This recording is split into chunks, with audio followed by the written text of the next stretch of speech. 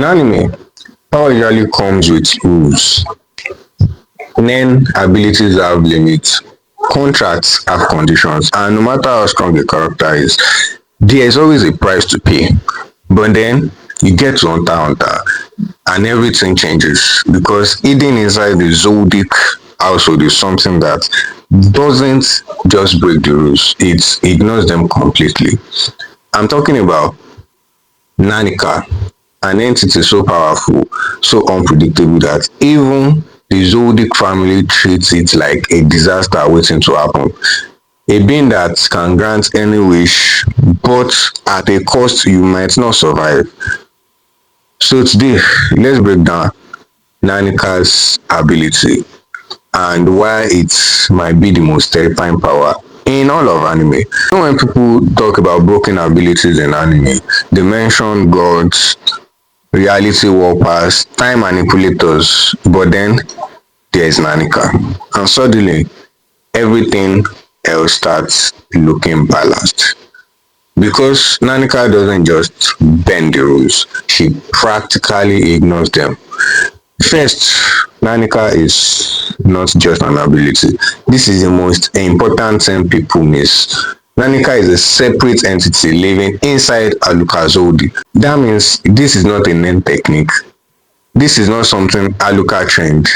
This is not something bound by human limitations. Nanika behaves like a being with its own personality, emotions, and intentions. She refers to herself differently, speaks differently, and more importantly, she chooses how her power works. The two systems are request versus wishes. Nanika's power is built on a risk reward system, but it is far more dangerous than a normal contract. And for the request, it is the price you pay. Before a wish can be granted, Nanika, through Alucard's body, asks for 3 or 4 requests. These requests escalate quickly. First request, usually harmless, maybe like hold me, carry me. Then the second request, slightly uncomfortable. Third request, dangerous, straight up dangerous. Then the fourth request is just insane.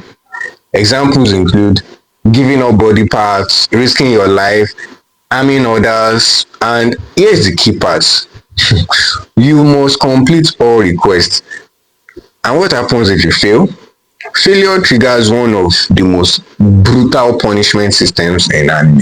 If someone refuses or fails, they die instantly. Then multiple people close to them also dies.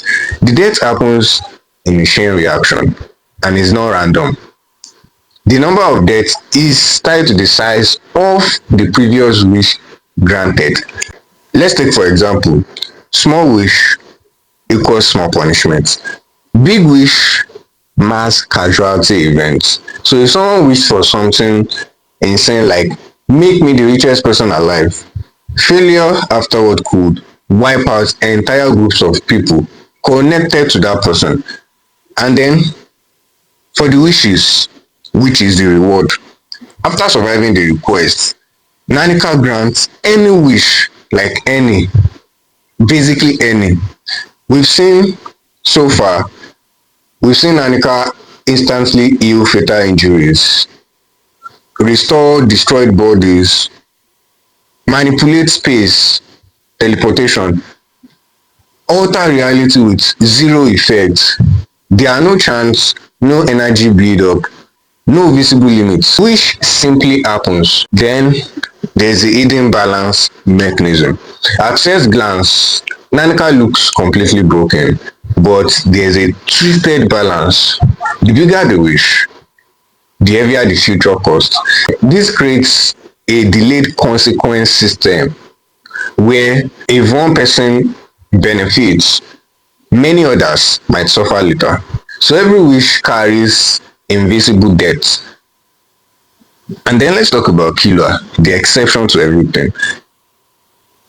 This is the most unfair part of all this. Killua's Zodic. Killua doesn't play by the rules. He can command Nanika directly, skip all requests, make multiple wishes without being harmed, and then face zero consequences. And this is why Killer is special. It's not because he's stronger, it's not because he's smarter. It's just because of one reason, and this is because Nanika genuinely loves him. With others, it's a contract. With Killer, it's a relationship. This changes everything.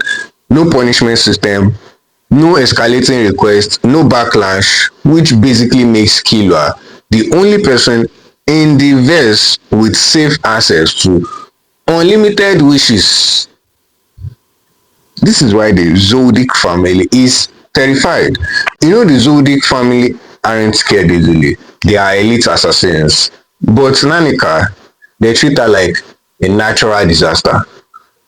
Why? Because they don't fully understand her. They can't control the consequences.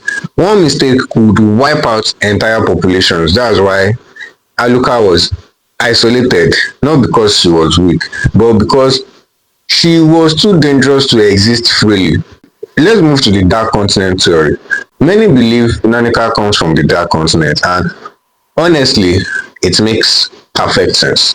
Why? Because everything about her breaks Nen logic, feels alien, operates on unknown rules. In the Dark Continent, creatures don't follow human systems, they follow their own laws of existence. So Nanika fits that perfectly. And the scary part nobody talks about, Nanika's ability isn't just powerful, it's unpredictable. The rules can shift, the skills can change, the consequences can spiral out of control. And since emotions play a role, her power is not just a system, it's a living, reacting force. So, Nanka might be the dangerous ability in anime because it forces one question. Is any wish worth a price you can't fully understand? So,